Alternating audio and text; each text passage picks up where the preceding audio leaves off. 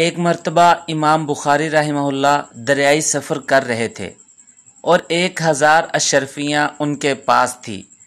ایک شخص نے انتہائی عقیدت مندی کا طریقہ اختیار کیا تو امام بخاری رحمہ اللہ کو بھی اس پر اعتماد ہو گیا، اور امام بخاری رحمہ اللہ نے اپنے حال احوال سے اس کو باخبر کر دیا اور ساتھ میں یہ بھی بتا دیا کہ میرے پاس 1000 اشرفیاں ہیں۔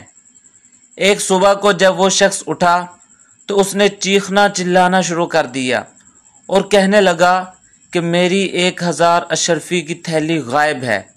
چنانچہ جہاز والوں کی تلاشی شروع ہوئی۔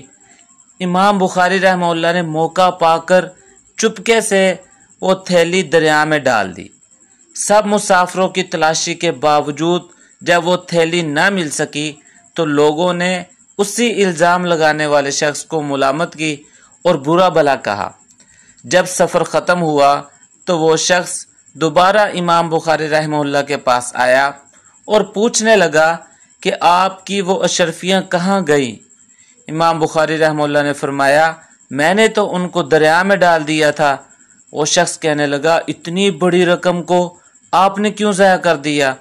امام بخاری رحمہ اللہ نے فرمایا کہ میری زندگی کی اصل کمائی تو سکاحت کی دولت ہے، یعنی لوگوں کے نزدیک قابل اعتماد ہونے کی دولت، یہ میری زندگی کی اصل کمائی ہے۔